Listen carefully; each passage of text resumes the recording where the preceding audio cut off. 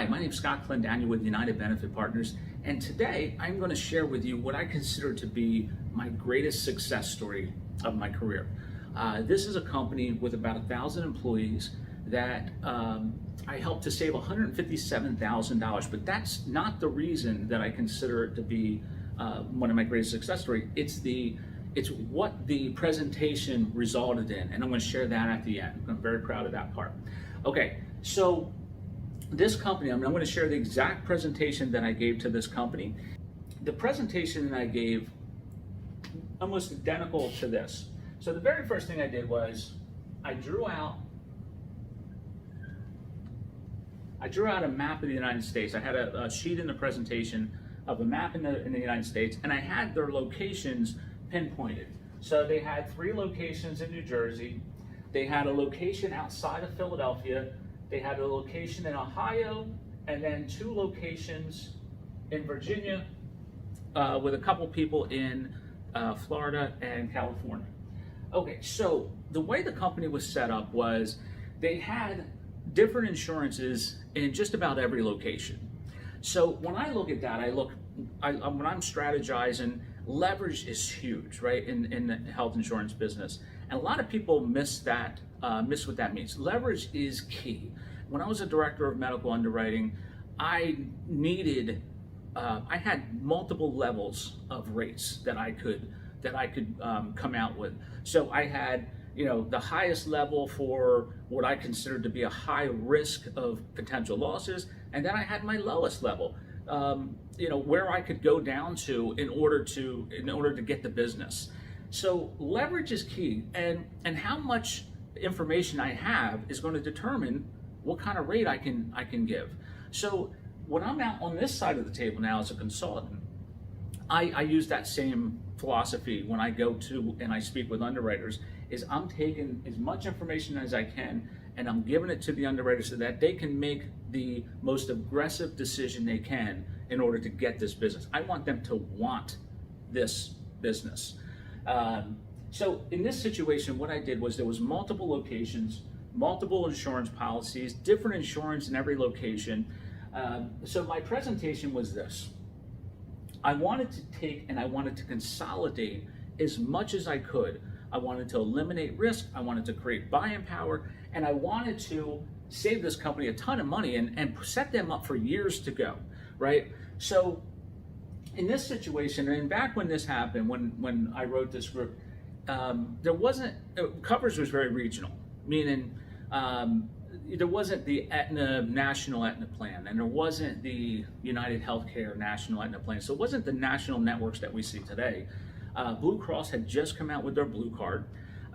It was in the beginning, early stages, so it had a lot of bugs, and but it was fantastic. It was a national network of doctors that employees could utilize.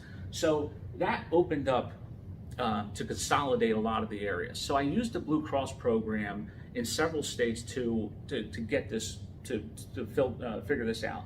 So what I did was I combined New Jersey and Pennsylvania. So I went to the Blue Cross that this company had Blue Cross at the time. I went to the Blue Cross and I said, hey, I have several hundred employees up here in New Jersey, and I got another couple hundred down in Philadelphia. If we combine those coverages, what kind of results can we get, right? On top of that, I had already went out to other players in the regional markets and got phenomenal rates. So I had leverage in very competitive rates, and then 2, I had more business for them to buy, meaning they could sharpen their pencil. So immediately they cut 10% off the rate, just shaved 10% rate off the rate. The other thing I did was, and I tried to do this company-wide, but because of CITES rules and different things, and it was a lot different back then, but because of Blue Cross rules with networks not going into other Blue Cross areas and selling, I had to stick with, I had to play with the rules that I had. So where I was trying to get everything written out of Virginia, which you could not do today, but back then, the CITES rules weren't as strong, and I was able to combine Virginia and Ohio into the Blue Cross there. This total right here was probably about 400 lives, and then this up here was about 400 lives. And then in Florida and California, we had just a couple lives. So on the medical side alone, by combining these areas, they had 4 or 5 policies, and I combined them into 2 policies with almost identical insurance. Saved well over $100,000. I think it was about $125,000 in savings just by doing that. We eliminated a lot of administration. We combined and created buying power and leverage. And the other thing we did was, right here in one of the Virginia locations, they had about 40 employees that were in a self-funded plan. And as a director of medical underwriting, I can tell you I underwrote hundreds and hundreds of companies. 40 people in a self-funded plan is a catastrophe waiting to happen.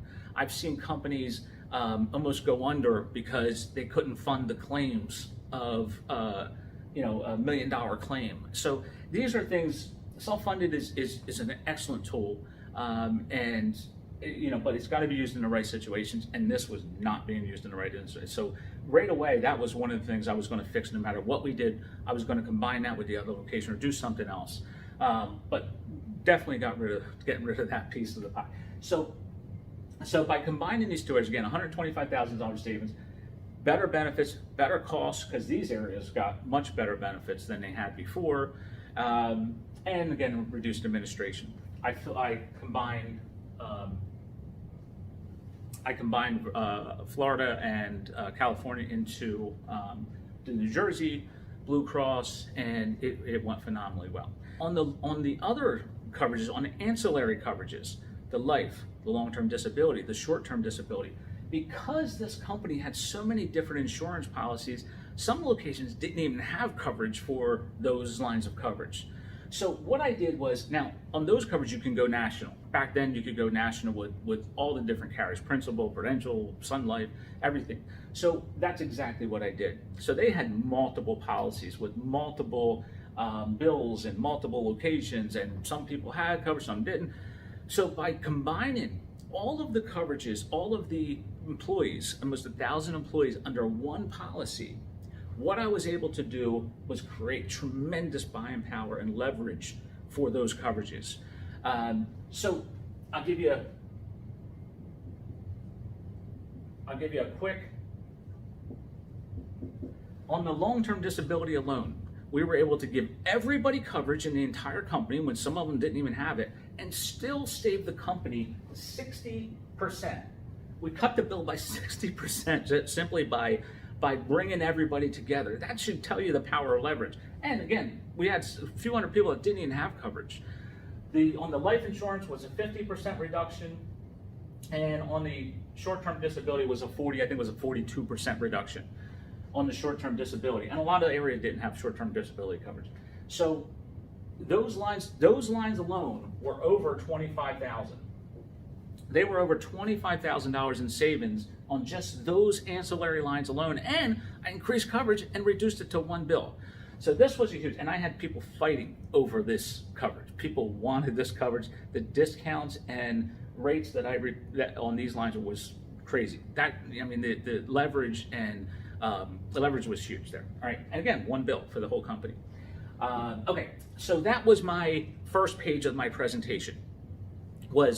You got all these companies, you got all these locations, you got no buying power, no leverage, and I wanted to clean that up. So my next slide in the company went like this. Again, my attempt at an American flag. So it went like this, and I had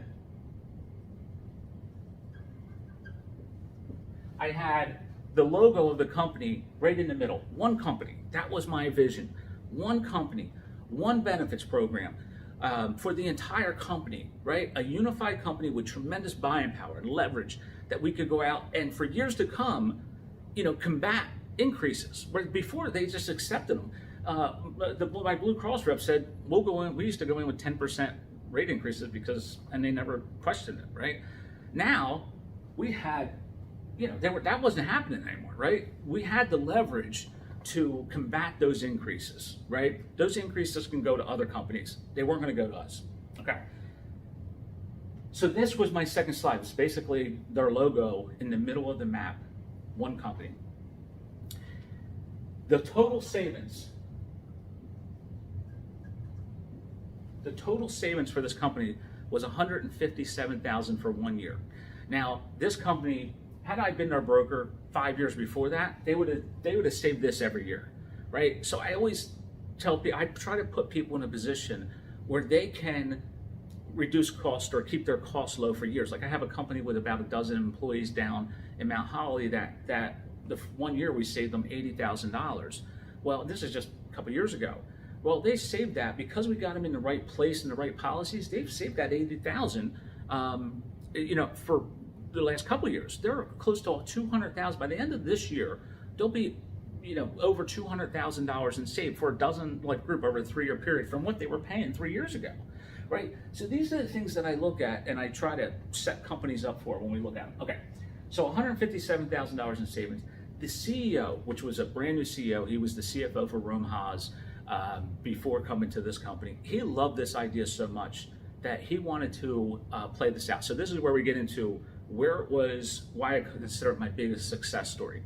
So we're in Ohio. So we did a tour with the CEO and the HR director and everything. We're going to different locations. We're laying out all these new benefits for everybody.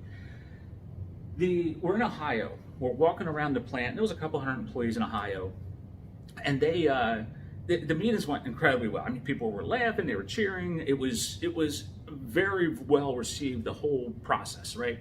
So Ohio, we're walking outside of the plant, me and the HR director, and his name was Bob, and we're walking on the side of the building, and he says to me, he goes, wow, he goes, what'd you think of that meeting? I said, it went fantastic. I mean, literally people were cheering and laughing and clapping, and it was great. And we were talking not just about benefits, but HR policies and everything else.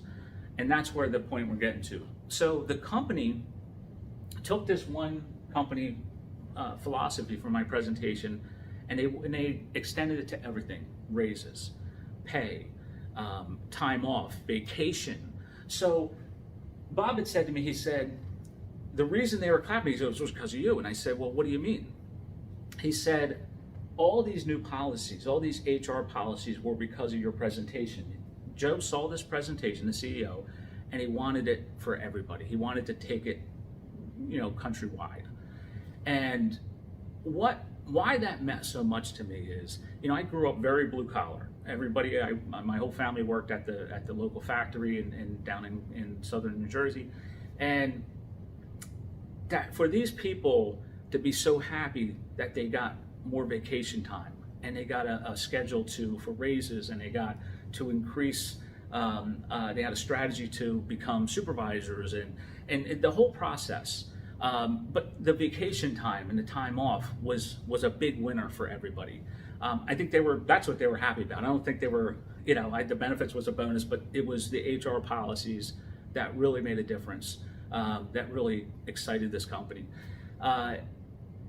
That meant so much to me because of the effect that it had for years to come. People were going to benefit from that for years to come with the vacation time and the accrued PTO time.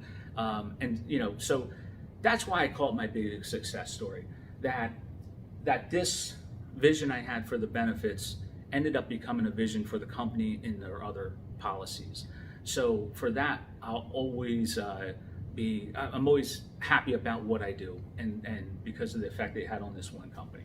So that is my biggest success story. Thank you for listening. Sorry I was a little long-winded, but that is my biggest success. So stay well, be safe, and thank you for watching.